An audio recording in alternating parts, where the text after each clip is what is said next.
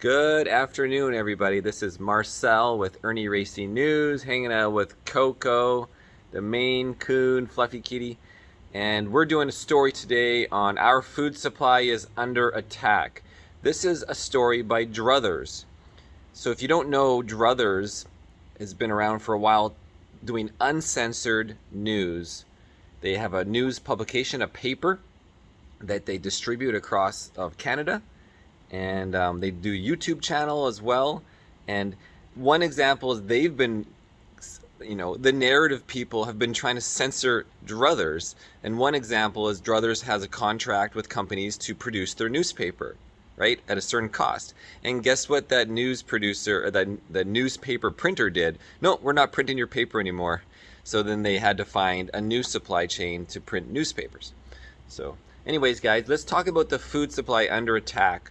And I'm going to actually read the article by Michelle Zeh, Z-E-H or Z-E-H for the Americans. This is August 2022, issue 21. And let's get at it because there's some great information in here. And let's go right from it. Are you feeling the painful pinch of inflation as your grocery bills soar relative to how many bags you carry out of the store? Yeah, me too. I haven't seen too many empty shelves in my neck of the woods yet, though there are definitely more than I've ever seen before. My jaw drops regularly at the prices as I notice the increases monthly and sometimes weekly. During a press on March, what the hell? Sorry about that, let me correct it. It was just a mistypo. So there was a press release from Justin Trudeau on March 31st. I quote, "We've seen disruptions of supply chains around the world, which is resulting in higher prices for consumers and democracies like ours." Oh my God, Trudeau. Yeah. And resulting in significant shortages and projected shortages of food, of energy in places around the world. This is going to be a difficult time because of the war, because of the recovery from the pandemic. The U.S. President Joe Biden mumbled something similar this week before. So whether you believe the war between R and U, which can't say those words for these days on the CensorTube, which only started in late February, is one of the two stated contributing factors for price hikes on groceries. We've been told to expect food shortages by the powers that be.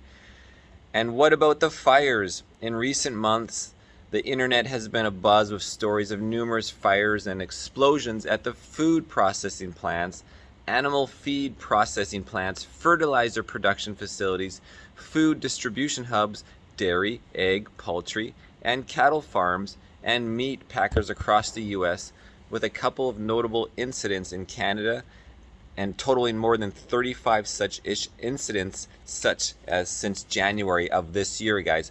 35 fires at food processing plants. Well, Coco is going to take off here. Through fact checkers and government-funded mainstream media, talking heads are out in full force to debunk any claims that this could be a manufactured crisis. There are just too many incidents for the critical thinkers to ignore. Us. We're not going to ignore this. A quick internet search will yield many independent media stories about the fires alongside those fact checks, of course. It's just like anytime I post something on Instagram or Facebook, fact checkers, you're wrong, everything I post is wrong, no such thing as free speech. Continuing. Even the FBI put out a warning in April about increased cyber attack threats on agricultural institutions.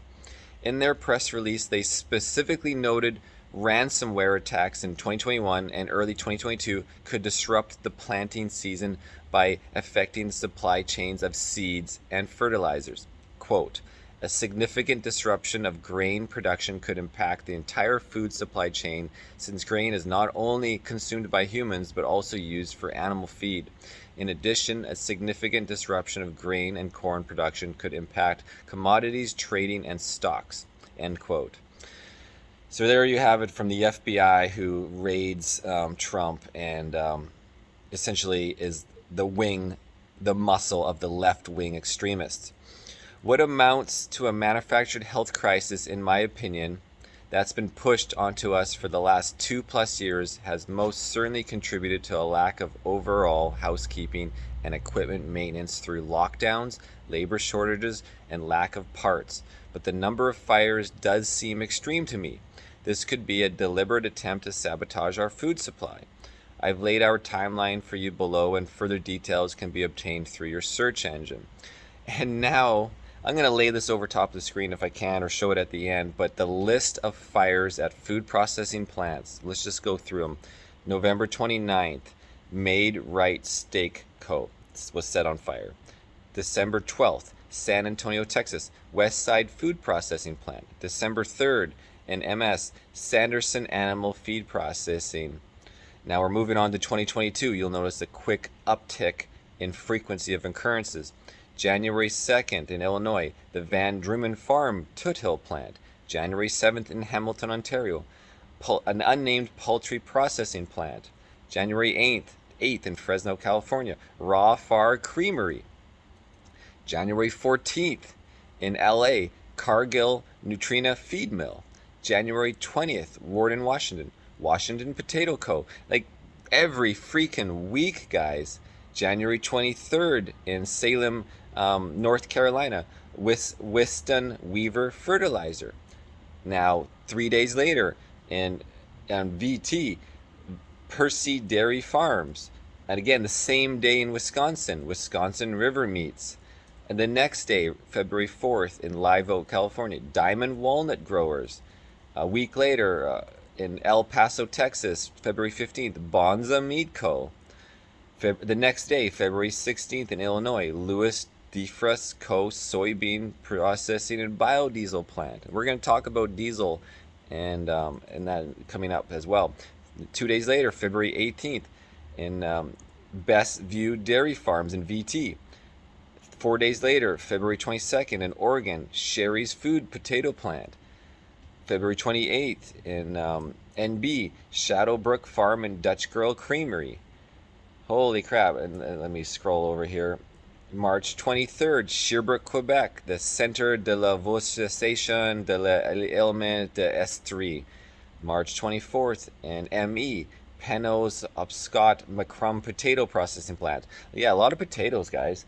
March 29th, Arizona, Maricopa Food Pantry. March 31st, Texas, Rio Fresh Union Packing Facility. Is this not clicking with anybody? Fires and fires at all of the food processing plants, yet none of the mainstream dinosaur media is mentioning any connection. Some investigators, these police forces are. Bunch of shit shows. April 11th in New Hampshire, East Conway Beef and Pork. April 13th in Salinas, California, Taylor Farms Food Processing. Again, the same day in Idaho, Gem State Potato and Food Processing Plant. Another potato. April 18th, Azure Standard, largest U.S. organic food distributor in Oregon. April 20th in Kansas, Nutrient Agriculture Solutions Fertilizer Plant. The next day, April 21st in Georgia, General Mills Celery Plant. 3 days later, April 24th, Cedar Rapids, Illinois, General Mills Manufacturing Site. The next day, April 25th, Hormel Foods in VA. April 28th, Agriway Partners. Okay. Oh my God, there's more. West Virginia, Purdue Farms Plant on April 30th. Now we're into May, back in Fresno, Saladino's Food Processing Plant. I swear we actually heard that name earlier. It's just another one in Fresno. May 7th in Wisconsin, JBS Meat Packing Plant. May 29th in MN, Foreman's Farms. May 31st, another same in Minnesota, Minnesota Valley Irrigation Equipment used in farming. June 8th, LA Purina Food Mill. June 13th, Wisconsin Festive Foods. July 13th, Texas Purina Feed Mill. So, I mean, we're almost caught up. There'll be more to show up in the listing for July and August now, guys. Wow. Does this not raise alarms? Really start to need, everyone really needs to think about their own food security. This is sabotage, guys, on the government level, the globalist level. An article from US-based National Fire Protection Association, NFPA Journal, even though they admittedly don't keep data specifically to fires that occur in food processing plants, claims there's nothing to see here. And so just like the WHO and the CDC, all these are bought. Just like the Milk Dairy Farmers of Canada, that group, that union is bought, guys. It is owned and by the government. The government is doing controlled dairy in Canada for decades. And this is why our cheese in Canada is very low quality and the price is ridiculous. So when we go to the USA, we always bring back cheese. And they actually limit the amount of cheese of 1 block per person at the border. Does this not raise red flags as well? So when the dairy farmers made a sign saying, we support Agenda 2030 on reducing emissions for our farmers, no, that's the government talkers, not the farmers. Anyways, there's nothing to see here. Birgit Messerschmidt, the NFPA research director, says 2019 was a particularly bad year for industrial fires. There were over 5,300, nearly 15 a day. But I can only, so this is fires overall, but I can only find 10 such incidents relating to food processing facilities for that year. So from 10 a year into 10 in 2 months. And there's the source. I have the site. It's on the website.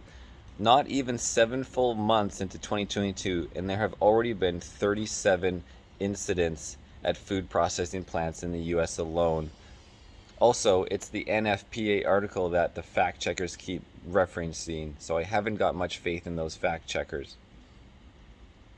Something else to consider is the cap of fertilizer shipments announced by Union Pacific Rail in April. So this is really something interesting to kind of dawn upon. When the rail controls the shipment of fertilizer and food for the farmers to work with, and they stop the production at the farms by stopping the shipment of fertilizer. The railway majority shares totaling 15.58% of Union Pacific Rail are held by none other than the Vanguard Group and BlackRock Inc. And this is why they buy up shares and ownership in so many things where they can control, and specifically now the food market we're noticing. Alongside the 2 fertilizer plant fires, a backlog of shipments over the last 2.5 years, and now the caps. So there have already been shortages of fertilizer for the last 2 years. The result is farmers are receiving less fertilizer, which also has to be contributing to lower yield and higher prices. It's all on purpose. Fertilizer, however, isn't the only product affected. Let's continue on to page 2. By the caps. Fertilizer is not the only thing affected by the caps. Diesel exhaust fluid, DEF. And this is another huge alarm. I think DEF came into, it was around 2012, 2013, maybe even 2011, when all the trucks were then had to do the DEF, the diesel exhaust fluid, for emissions.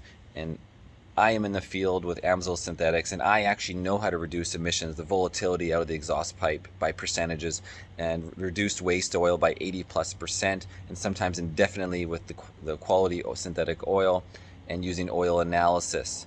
And I've extended my aging interval on my vehicles indefinitely, 1 oil change for life. Just change the filters, top up every year and do an oil sample. But they don't want you to know about this stuff that actually helps the environment, guys. Emissions is based on contracts of money moving hands and politicians saying I'm doing something, even though they don't even understand that they're doing nothing but actually tyranny, control, bullshit. Okay, back onto the DEF. Required by newer diesel engines is also among the delivery caps. As if diesel users haven't been feeling the pinch already with the soaring fuel price, now it's more difficult for them to get DEF fluid. It makes operating the newer diesel vehicles impossible if the DEF tank is empty, unless owners disable the emission cutting component of their exhaust systems. So what you don't know is if you have a truck in the last decade with the DEF, if you run low on DEF fluid, your truck will go into like a limp mode where you're crawling on the side of the road at 10 kilometers an hour. So you have this trailer, things to get somewhere, you're stuck in the middle of nowhere because of your computer of your vehicle. You don't need the DEF to run your engine. In fact, everything about this makes your engine run hotter. You have to change your oil more often. It increases the used oil. It reduces the life of your engine. So now you turn over vehicles more. You get worse fuel mileage. It's all actually bad. Worse fuel mileage, more oil changes, less length of your engine. But it'll put you on the side of the road stuck because you ran out of this DEF fluid. Unless owners disable the system. I've also read about the diesel oil additive shortage, so I should probably be stocking up on AMSOIL's diesel concentrate and cetane boost now that I read this. And I've seen shortages of diesel oil already affecting AMSOIL slightly, but it's more the mineral oil producers. According to Mike Adams at Natural News, Chevron US and Lubrizol in Italy are the sole producers of the additives which make up 25% of engine oil, and they haven't been producing for a while now, with no plans to start again until sometime in 2023, citing maintenance issues. Most trucks, trains, ships, farm, and industrial equipment use diesel fuel, and they require a 1040, a 1540, there's 1030 diesel oils, but with certain additive packages to make a diesel oil, lots of total base number, to lubricate their engines. So I don't know about you, but I can see where this is headed. I wonder if we can go back to using canola oil instead. Remind me again why both Biden and Trudeau governments shut down the Keystone XL pipeline. Our own independence, our fuel, our oil independence. Oh, right, so we can push electric onto humanity while using gas and oil to operate mining equipment while destroying large swaths of the environment to find that precious lithium and blood cobalt for those non-recyclable batteries. Insanity, she wrote. And again, I did a story on the cobalt guys, the cobalt mines in Africa. 15 of the 17 or 18 are owned by communist China, and those 15 are in Africa. And the kids are the ones going through these mines, unregulated mines. They're dying, poor conditions, paid $1 a day for near-death experience to mine the cobalt. And for a battery, you need like 10 pounds of cobalt in a lithium battery for a car. So again, cobalt it's the new blood diamond. So, and again, you need coal, you need fuel to charge your electric vehicle anyways. The solar is only good for a tip of the charge. I did a story on that as well. Now back to it. Back to the potentially manufactured food crisis. It warrants the planting of another seed for the critical thinkers.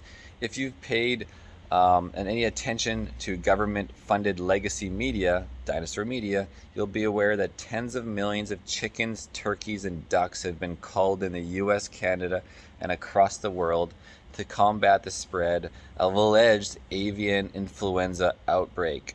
According to a United States Department of Agriculture, USDA, question and answer publication dated April 2015, people can't catch avian flu from eating a supposedly infected chicken or egg as long as the product is cooked to the standard safe food handling internal temperature of 165 Fahrenheit.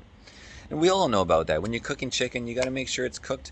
165 is obviously the key number because you don't want to get salmonella.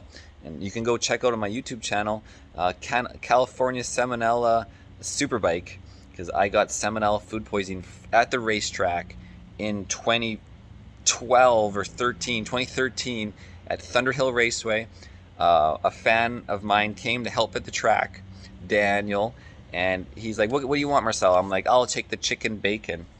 And I picked that from the sandwiches he brought back, and then I got salmonella, and I still went racing with salmonella. I threw up in my helmet during the race, and I still got second place. So check out Salmonella Food Poisoning Superbike Racer. Salmonella Superbike, maybe it's called. So back to it. So why are these animals being destroyed when they could be cooked and then frozen for human or pet consumption? Are the birds actually exhibiting symptoms? I asked because the USDA's Animal and Plant Health Inspection Service, APHIS, is proactively attending private and commercial farms to test their fowl. Now we're back onto the rapid test bullshit. According to the USDA fact sheet, also from April 2015, APHIS is using rapid tests similar to the C rapid test to diagnose and subsequently determine the fate of these birds, healthy or not. And we all know you can test a papaya with these rapid tests and they come positive. You can test a lot of different fruits like kiwis, etc., and water, and they'll have false positives. I have personally tested and witnessed the C test from 2 different manufacturers show positive results from swabs taken from kiwi fruit and 3 different growers, and also from tap water from 3 different growers on these tests, she's writing. Asymptomatic, meaning healthy people have been testing positive for something that also affects kiwis and tap water in my first-hand experience. You can also go on to, is the tap water even healthy for us? Are they poisoning the tap water? It certainly makes me question the accuracy and validity of these rapid tests. What are they detecting exactly? And given the hype over the alleged and never proven asymptomatic spread of C, the APHIS looking for any other sources such as contaminated water, feed, or perhaps pesticides that could be sparking these alleged illnesses, I have my doubts. We all have our doubts. Common sense prevails. There is plenty of doubt. Next, on the method of destruction of these birds, it's noted worthy to mention the cruelty in at least one instance at Rembrandt Foods in Iowa, owned by billionaire Glenn Taylor, that occurred during March and April. Yeah, you guys think I treat the kitty cats bad because I kick them off the table with like yelling at them or blowing sea cough on them or scare them with the camera in the face. Read about this.